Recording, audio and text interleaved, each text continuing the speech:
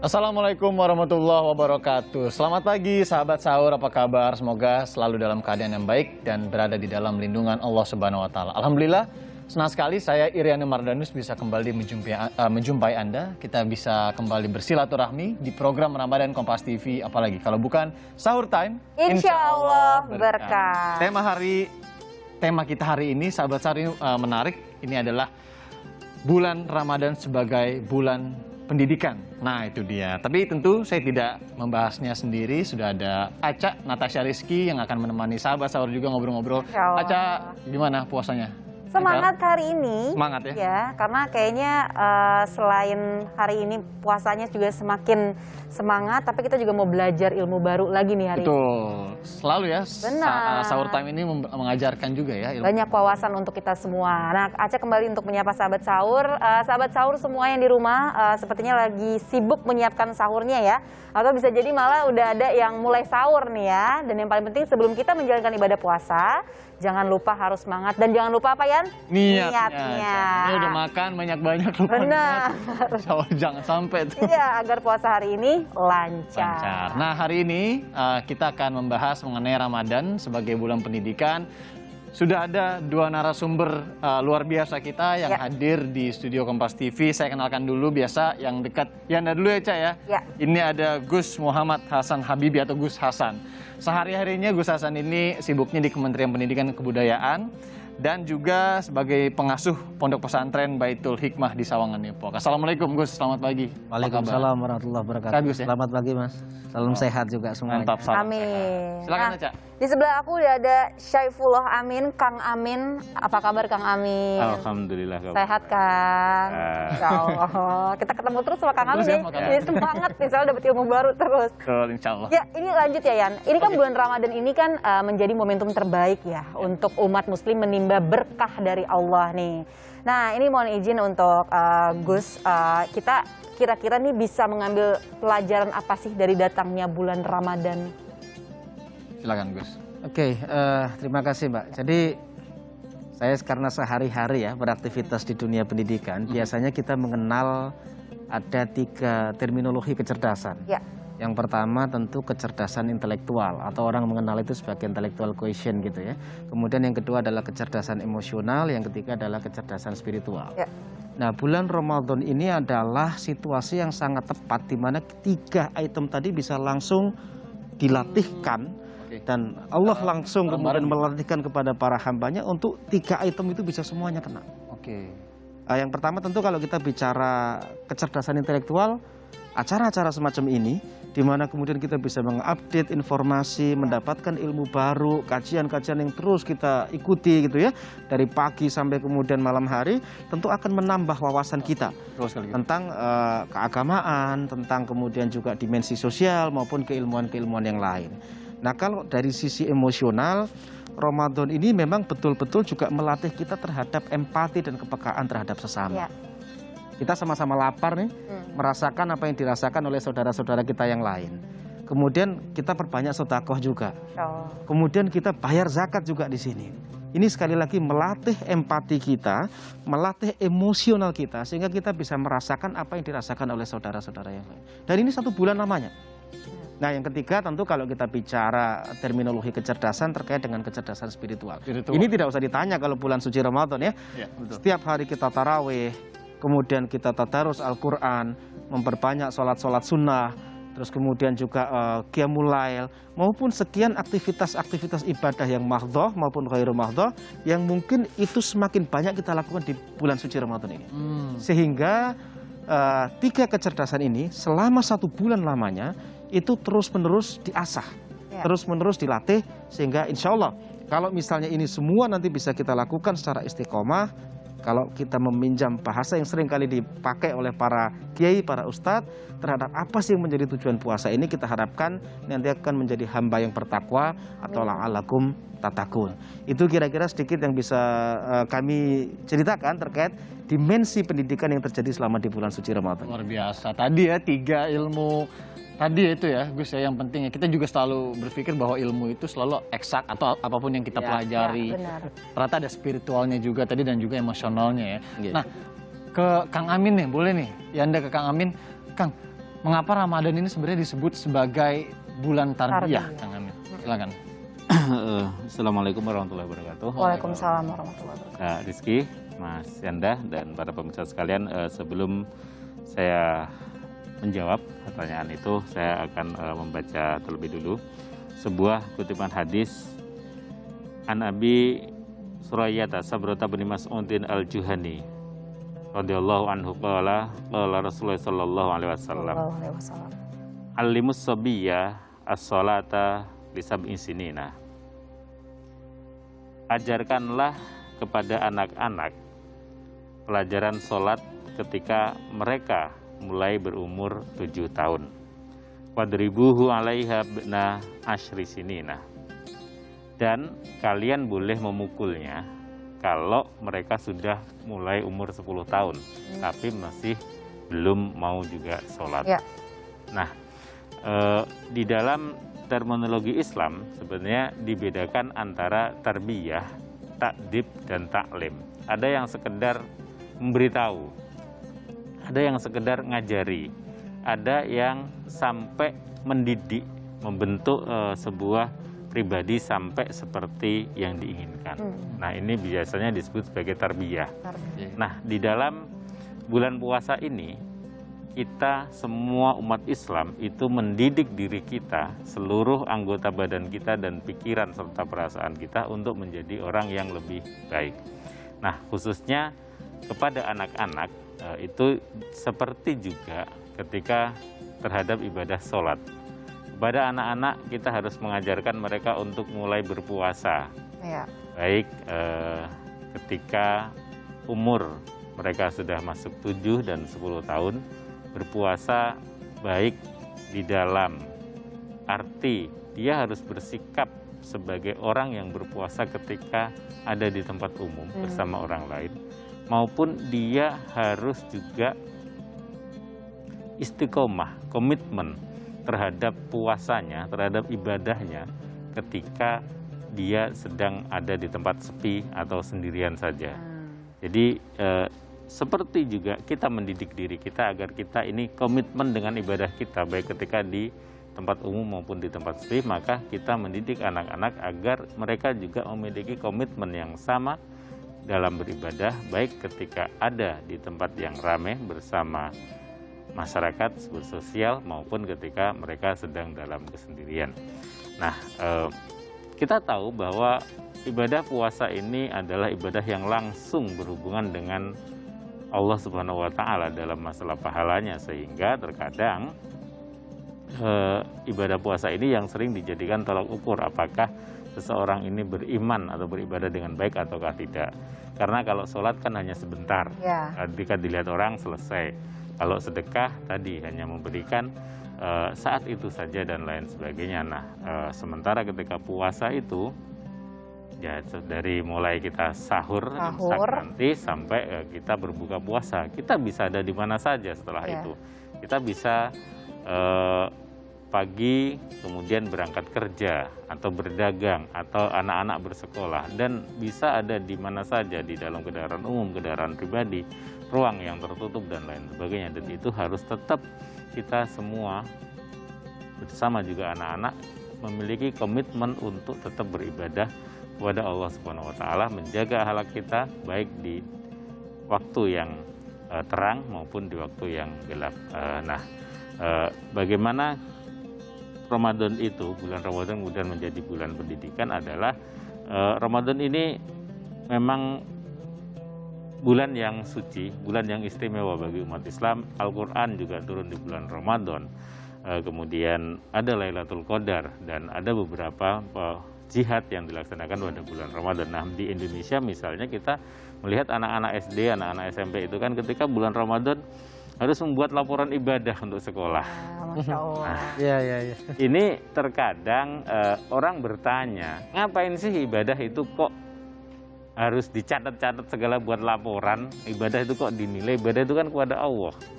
Nah, itulah gunanya Ramadan itu sebagai bulan ibadah. Jadi bukan masalah ibadah itu kepada Allah, tapi bagi anak-anak Ramadan ini tempat mereka melatih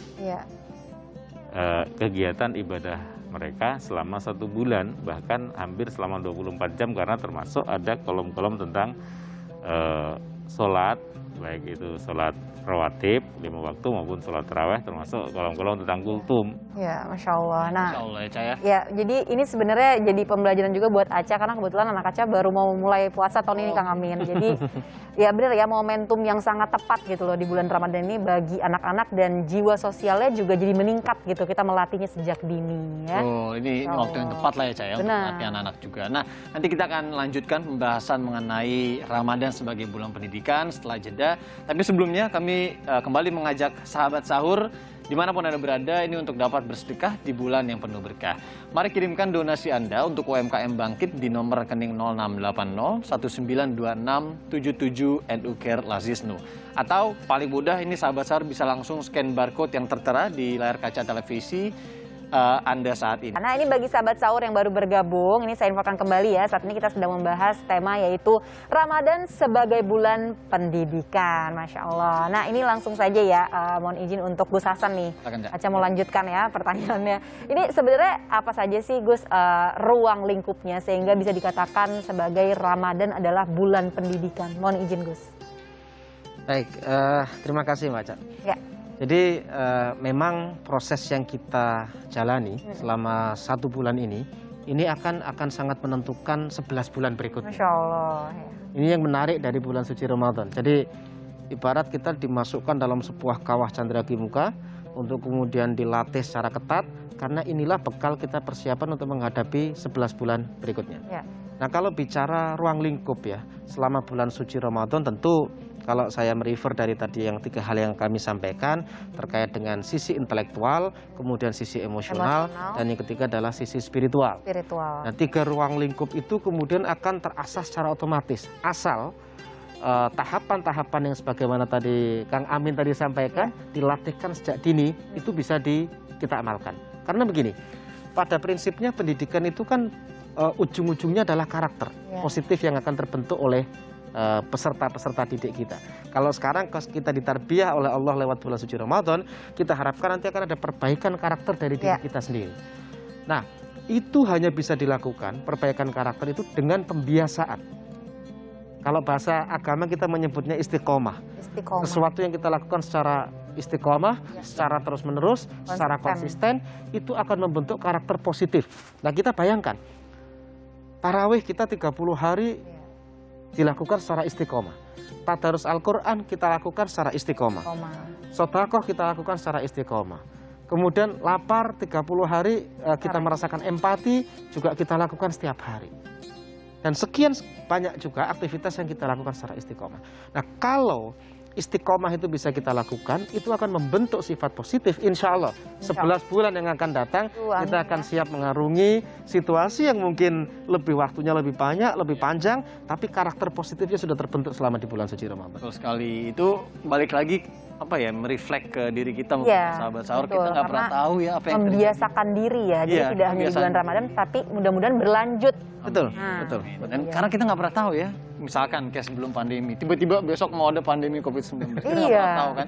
Makanya itu dia di bulan suci Ramadan ini jadi bekal juga untuk 11 bulan kita ke depannya. Nah, Gus, ini juga Anda juga penasaran dengan pertanyaan, mengapa sebenarnya intelektual, spiritual dan emosional tadi Gus, ini yang apa namanya ya, sangat diuji di bulan Ramadan. Tapi sebenarnya ini juga bisa menjadi suatu yang unik untuk kita pribadi masing-masing Gus ya.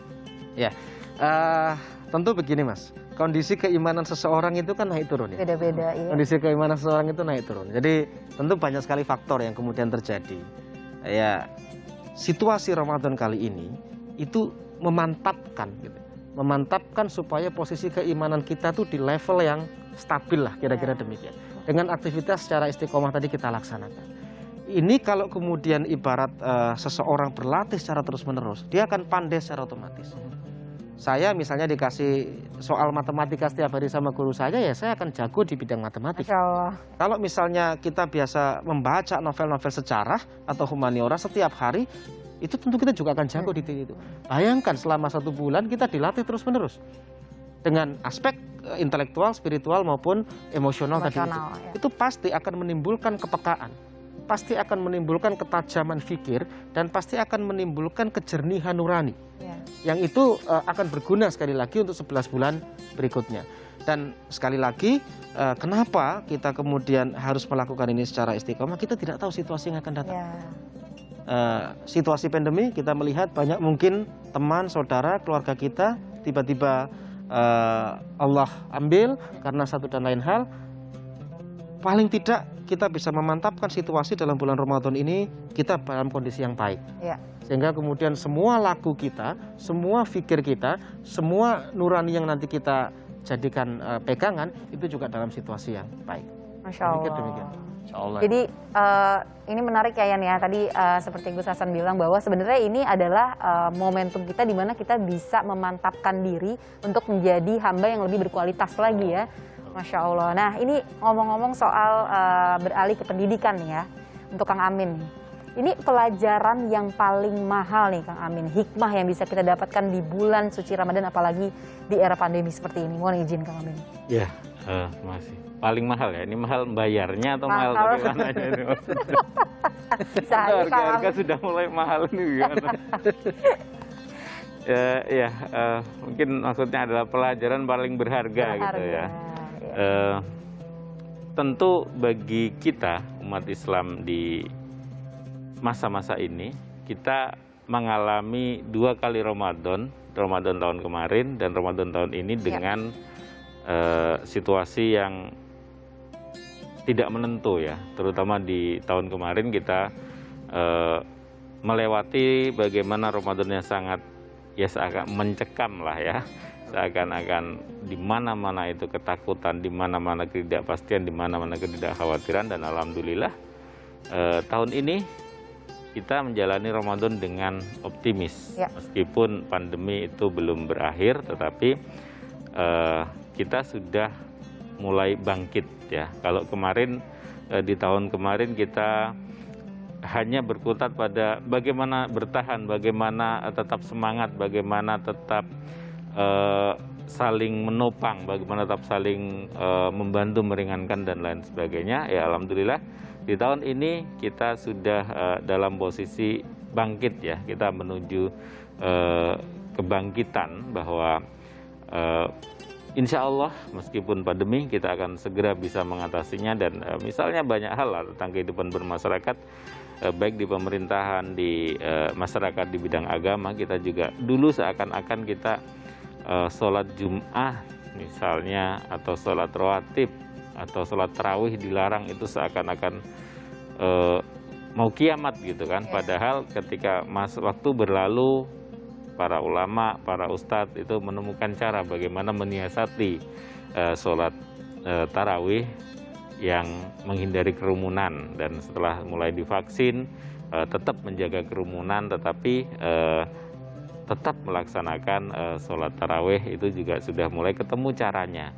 Begitupun ya di dunia usaha, termasuk di bidang filantropi ya, ada banyak lembaga amal yang juga menyalurkan bantuan-bantuannya UMKM untuk UMKM ya. Jadi seperti acara kita pada sahur time kali ini juga. Tapi intinya adalah selama 2 Ramadan kali ini kita memiliki satu pengalaman yang sangat berharga bahwa kita bisa mendidik diri kita bisa mendidik masyarakat, kita bisa mendidik bangsa kita gitu ya Gus ya. Untuk tetap optimis, tetap bertahan, dan penuh harapan dengan dilandasi nilai-nilai keimanan serta ketakwaan kepada Allah Subhanahu wa taala. Karena memang dua kali Ramadan ini benar-benar beda ya. Memang bedanya tahun ini udah bener ya. Udah lumayan agak terlonggar lah ya. Kita juga sudah terbiasa dengan misalkan protokol kesehatan yang tahun lalu itu masih asing dan awam banget gitu ya. Iya benar, kalau dulu kan semuanya yang tadi benar kata Kang Amin, semuanya serba kekhawatiran tuh melanda kita gitu loh. Tapi ya Masya Allahnya tadi kata Kang Amin juga mengatakan bahwa itu adalah momen dimana kita melatih diri dalam keimanan kita ya Yan ya. Mungkin dalam kata lain juga itu mendidik kita sendiri ya, untuk terbiasa begitu. Ya, sahabat sahur di rumah ini tampaknya juga ingin ikut bertanya ya dengan kita ya kayaknya ya Yanda ya. Karena sudah banyak pertanyaan yang masuk ya Yan ya. Bisa, tentu bisa. Nggak cuma Aca sama Yanda aja nih yang nanya ke guru-guru kita hari ini. Ada Gus Hasan, ada Kang Amin. Sahabat sahur juga kami ajak untuk mau bertanya, untuk bisa mengirimkan pertanyaan ke Instagram @sahurtimekompastv. Tapi sebelum kirim pertanyaan, pastikan sahabat sahur juga sudah follow Instagramnya Sahur Time Kompas TV. Ini menarik sekali ya, sahabat sahur juga dari tadi misalnya yang nonton juga, ini pembahasan kita kali ini terkait dengan Ramadan sebagai bulan pendidikan. Nah, kami juga kembali mengajak Anda, sahabat sahur yang ingin mengirimkan pertanyaannya, bisa langsung kirimkan via DM atau komen di Instagram @sahurtimekompastv. Kita, atau ya Anda mau nanya lagi nih ke Gus Hasan terkait dengan pendidikan, khususnya sekarang di bulan Ramadan begitu. Gus, mungkin masalah pendidikannya dulu ya. Pendidikan sejauh ini di Indonesia mungkin dari Ramadan tahun lalu sampai Ramadan tahun ini masih kita tahu berubah banget ya Gus ya? Iya, sangat berubah Gus, terutama buat emak-emaknya ya Gus Hasan, ya Allah. Sebagai ibu rumah tangga juga merasakan banget kali. Banget. Nah, bagaimana sih sekarang kondisi pendidikan kita khususnya di bulan Ramadan saat ini? Apa yang mungkin Gus bisa sharing begitu ke teman-teman sahabat sahur juga di rumah? Oke, terima kasih Mas. Jadi benar sekali ya. Jadi bahwa 1 tahun ini kan saya pikir semua sektor, nggak cuma pendidikan ya. Ini kan berubah drastis karena pandemi. Kami yang selama ini beraktivitas di dunia pendidikan juga merasakan hal yang sama.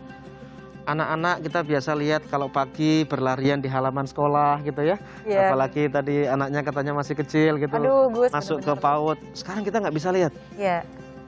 Sekolah itu biasanya tempat berinteraksi, berkumpul mungkin 500 orang, 1000 orang. Hari ini kita tidak melihat lagi kerumunan-kerumunan itu. Tentu hal-hal semacam ini tidak bisa kita salahkan juga pada saat pemerintah mengambil policy untuk melakukan proses belajar mengajar dari rumah. Kenapa? Tentu saja karena kesehatan adalah panglima tertinggi hari ini. Kita tidak ingin kemudian anak-anak kita tertular gitu kan, yang kemudian efeknya bisa panjang. Namun demikian tentu selama 1 tahun ini sudah banyak sekali langkah-langkah ya yang sifatnya adaptif yang dilakukan oleh berbagai pihak, termasuk oleh Kementerian Pendidikan dan Kebudayaan itu sendiri. Kalau misalnya bisa kita lihat, tentu sudah banyak sekali ikhtiar ya yang dilakukan oleh Kemdikbud dalam hal ini ya. Misalnya kemarin kita sama-sama dengar sudah dikasih kuota belajar gitu kan. Terus kemudian ada proses belajar yang menggunakan beberapa piranti teknologi atau social messaging atau bahkan mungkin beberapa platform-platform yang lain yang intinya jangan sampai terjadi berhenti proses belajarnya. Transfer knowledge tadi ini jangan sampai berhenti karena apalagi untuk adik-adik kita yang masih berada di usia emas ya. Yang masih mungkin SD, SMP atau SMA di mana usia mereka masih usia emas, sehingga jangan sampai aktivitas belajar mengajar itu berhenti. Seandainya di beberapa daerah itu kemudian minim koneksi internet katakanlah gitu atau piranti teknologinya, saya pikir Mas Menteri sudah pernah menyampaikan nggak apa-apa di situ dibuka sekolah. Tentu dengan sekali lagi protokol yang diindahkan, tentu sekali lagi dengan kapasitas yang diperhitungkan, tentu sekali lagi juga dengan metode yang harus disesuaikan dengan kondisi yang ada di lapangan.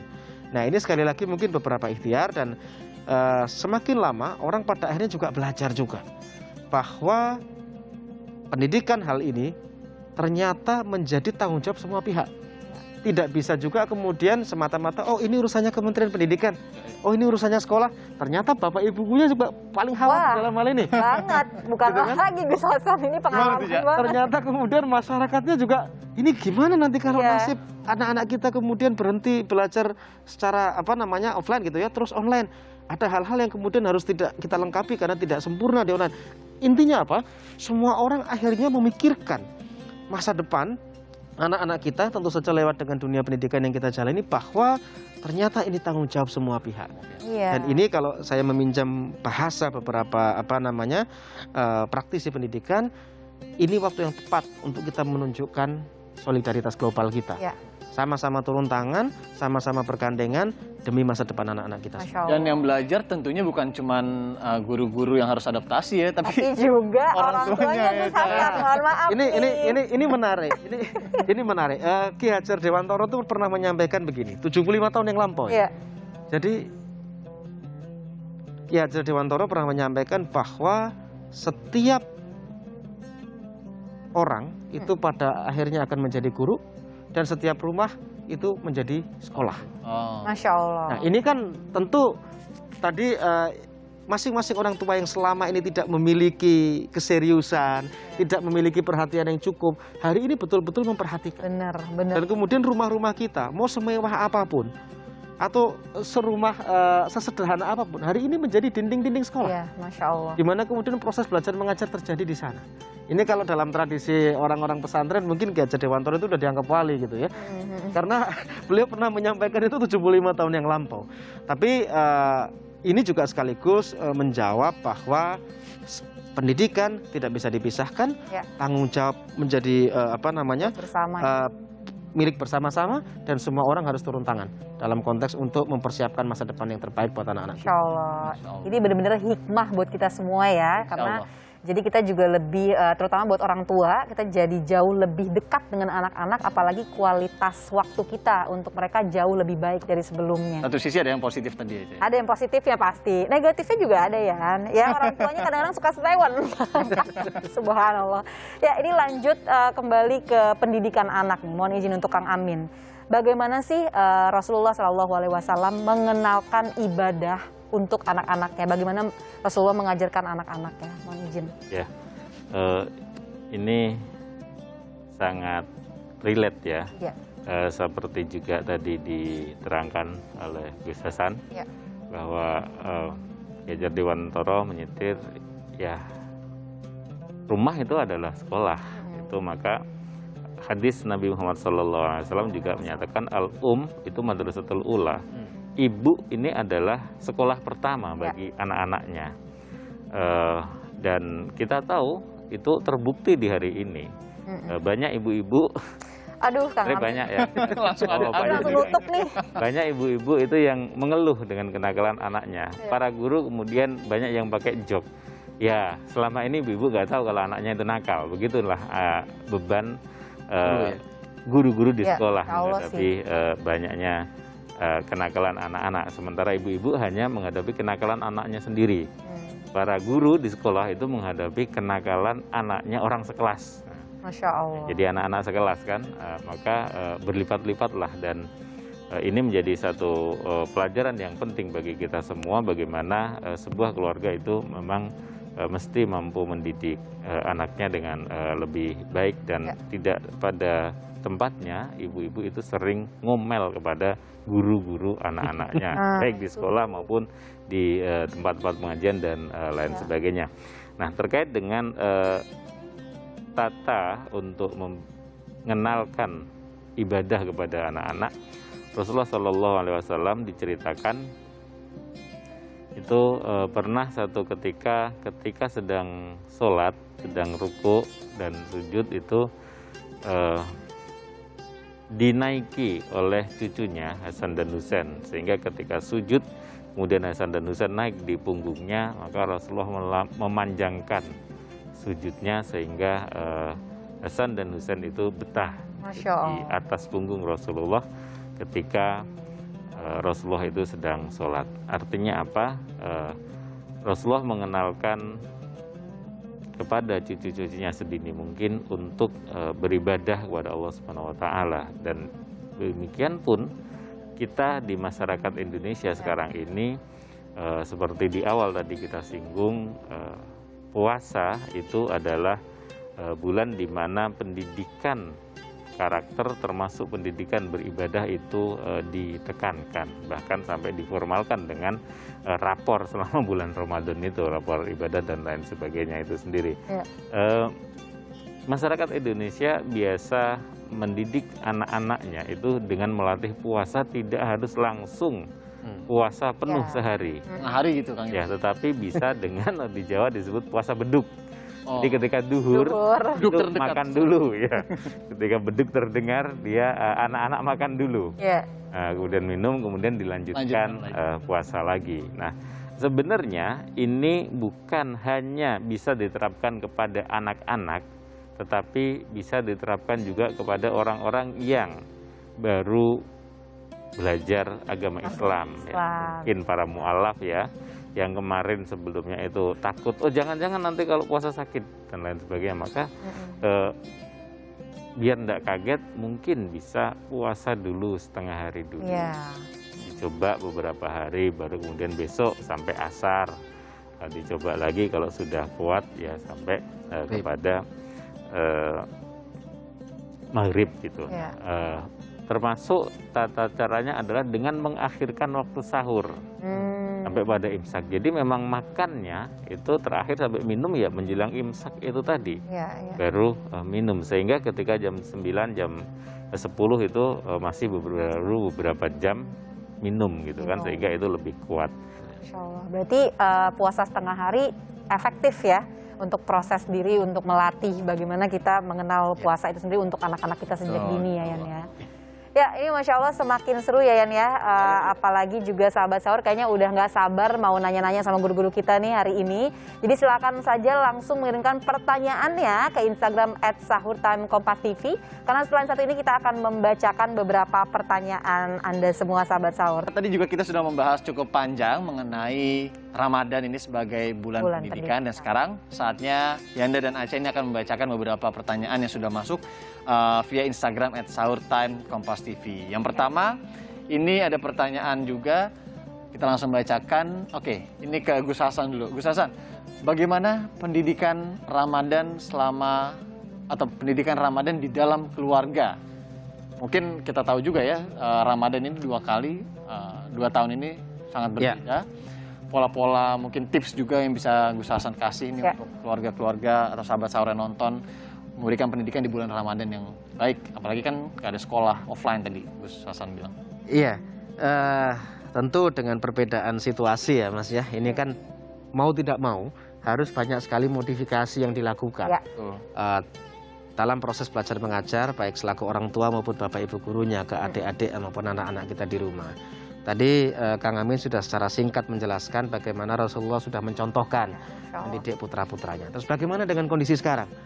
Bagaimana dengan kondisi sekarang? Nah tentu hari ini sudah banyak sekali juga sebetulnya tools atau perangkat yang bisa kita maksimalkan untuk membantu proses belajar mengajar adik-adik kita di rumah. Entah menggunakan gadget, atau melihat televisi, atau menggunakan internet. Yang menjadi kata kunci saya pikir begini, salah satu masalah terbesar adik-adik kita selama mereka belajar dari rumah adalah mengatasi rasa bosan. Mengatasi rasa bosan. Kalau kita bisa beradaptasi dan memberikan mungkin beberapa hal yang menarik supaya rasa bosan itu hilang, tentu dengan konteks positif ya, di Ramadan ini akan sangat membantu proses belajar mengajar pendidikan kita buat adik-adik kita. Misalnya tentu banyak sekali mungkin ayat-ayat suci Al-Quran yang bisa kita lihat, kita dengarkan, mohon maaf menggunakan beberapa gadget misalnya. Atau banyak juga misalnya film-film dengan nuansa Islami yang bisa kita tontonkan ke adik-adik kita, sehingga tidak semuanya film-film yang kurang mendidik. Banyak juga mungkin bisa aktivitas yang bisa kita lakukan secara kolaboratif. Hari ini contoh kita kan banyak sekali menggunakan virtual meeting ya, entah menggunakan Zoom atau menggunakan Webex. Coba mungkin antara adik-adik kita yang ada di sini, temannya yang ada di sana, orang tuanya yang ada di sana, sekali-kali kita ngumpul menggunakan virtual meeting, ngaji bareng gitu kan. Nanti adik baca surat ini sebelah sana, baca surat ini sebelah sana, baca surat ini tentu sekali lagi akan bisa sedikit mengatasi rasa bosan, sekaligus memperbanyak aktivitas yang sifatnya positif di rumah-rumah kita. Insya Allah. Luar biasa ya nih ya. Edukasi juga ya tadi ya. Yanda coming soon ya nanti ya. Insya Allah. Jadi emang harus pinter-pinter orang tuanya juga ya Gus ya. Kita bisa memberikan media untuk anak-anak supaya mereka juga hilang gitu rasa bosannya. Karena ya biar bagaimanapun anak-anaknya tergantung mood orang tua juga. Kalau orang tuanya juga moodnya lagi nggak enak bisa berdampak ke anak-anaknya. Ini mungkin kita beralih ke Kang Amin ya. Lagi-lagi mendidik anak dalam berpuasa nih Yan ya. Kang Amin mohon izin nih. Ini gimana ya Kang? Ini mungkin Aceh lebih ke curhat juga ya. Jadi Aceh nih anak Aceh baru mulai puasa, umur 7 tahun. Nah, suka nggak mau nih Kang Amin. Misalnya suka, aduh lapar udah ngeliat adiknya buka, ikutan pengen buka nih. Nah ini apakah dengan teknik, aduh subhanallah ya, kayak ngancem kayak, nanti masuk neraka loh, nanti Allah marah loh kalau nggak puasa. Nah itu kan sebetulnya mengganggu psikis anak juga kan Kang Amin. Nah itu gimana Kang Amin? Mohon izin. Iya, mungkin itu lebih tepatnya ditanyakan ke psikolog kali ya. Iya. Karena itu tentang psikologi anak, tetapi ya agama itu memang basyiron wa nadhiro. Dia didatangkan untuk memberi kabar gembira. Kabar gembira itu termasuk dengan ujungnya adalah masuk surga, dan nadhiron itu peringatan atau ancaman, ya memang ujungnya adalah masuk neraka, itu dikenalkan sejak dini bahwa anak-anak juga harus dikenalkan dan diyakinkan bahwa mereka ini memiliki keimanan, kepercayaan bahwa ada pencipta, ada tuntunan agama, ada surga dan ada neraka. Itu tidak ada masalah dengan hal itu. Yang ada masalah adalah terkadang ada beberapa orang tua yang ketika mendidik itu menghukum dengan terlalu keras. Jadi di awal kita bacakan anak boleh dipukul kalau sudah 10 tahun tidak mau sholat, tetapi ya mukulnya jangan sampai itu mencederai, membuat anak cacat atau melukai, atau justru anak menjadi terintimidasi, ya, seperti itu. Nah ini kan masing-masing menjadi kasuistik psikologis ya, kita tidak bisa menyamaratakan anak-anak yang terbiasa mungkin di keluarga yang terbuka dengan keluarga yang tertutup, dengan keluarga yang berbaur dengan masyarakat, dengan keluarga yang kurang berbaur dengan masyarakat, ini pasti berbeda-beda treatmentnya. Jadi tidak bisa disamakan antara satu dengan yang lainnya, tetapi intinya adalah boleh untuk mengenalkan punishment kepada anak apabila dia melanggar tuntunan-tuntunan agama. Termasuk juga boleh untuk mengenalkan reward kepada anak berupa surga dan lain sebagainya ketika dia melaksanakan tuntunan-tuntunan agama. Gus, ini Anda juga penasaran bagaimana kemudian ini juga mungkin ada sebentar lagi jadi orang tua juga. Amin. Pelajaran juga apa sih sebenarnya hukumnya begitu ya bagi orang tua ini yang ogah-ogahan lah untuk mengajarkan anak, apalagi di bulan suci Ramadan gitu kan. Nggak usah ngomongin puasa dulu deh, mungkin sholatnya juga tiap hari ini masih kurang diajarkan. Misalnya kayak gitu Gus Hasan. Ya, saya teringat ada dulu cerita ulama ya, di zaman ulama-ulama salaf dulu itu, mereka itu tidak pernah kemudian menyuruh anaknya untuk sholat atau puasa. Tapi yang dilakukan, ayo kita sholat bareng-bareng. Ayo kita puasa bareng-bareng. Memberikan contoh gitu. Persis. Jadi yang dilakukan oleh para ulama-ulama dulu adalah memberikan suri tauladan. Tidak semata-mata kemudian hanya menyuruh saja. Jadi apalagi kalau kita sebagai orang tua nanti ya, jangan, ayo nak kamu sholat tarawih, bapaknya malah asik nonton TV di rumah. Ayo nak kemudian puasa, bapaknya sendiri besok nggak puasa. Yang benar saya pikir adalah, ayo nak kita tarawih bareng. Ya misalnya di masjid terdekat, tentu saja dengan protokol kesehatan, atau mau di rumah monggo. Tapi ajaklah anak-anak kita kemudian tarawih bersama. Kalau kemudian konteksnya puasa, ya bersama-sama kita sahur, bersama-sama kita buka. Kemudian sehingga anak-anak itu tahu.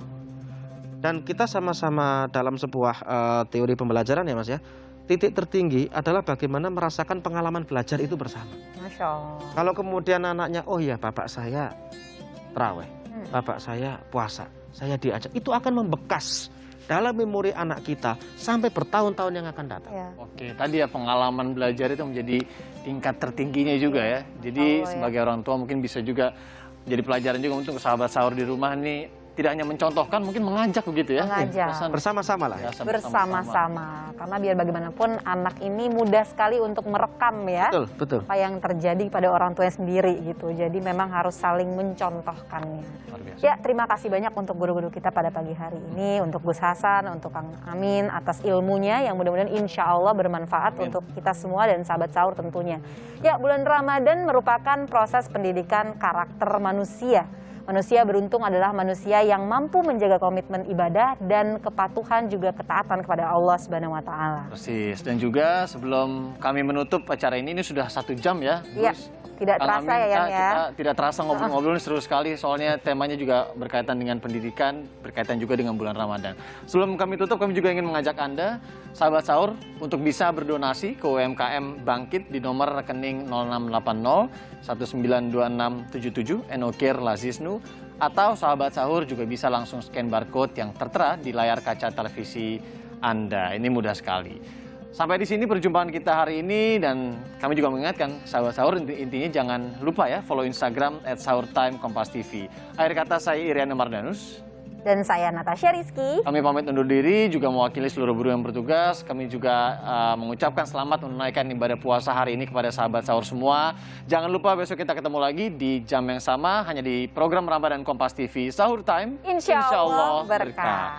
Wassalamualaikum warahmatullahi wabarakatuh. Dan untuk menutup perjumpaan kita hari ini, kami persilakan untuk Kang Amin memberikan doa penutup. Silakan Kang. Silakan Kak.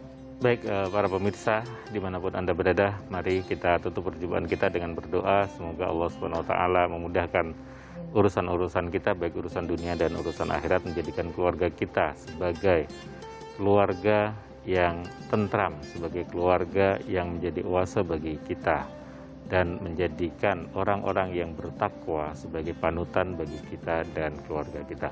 Rabbana hablana min azwajina wa dhurriyyatina qurrata a'yun waj'alna lil muttaqina imama. Rabbana iftah 'alaina futuhal 'arifin futuhas siddiqina was sholihin. Rabbana atina fid dunya hasanah wa fil akhirati hasanah wa qina adzabannar.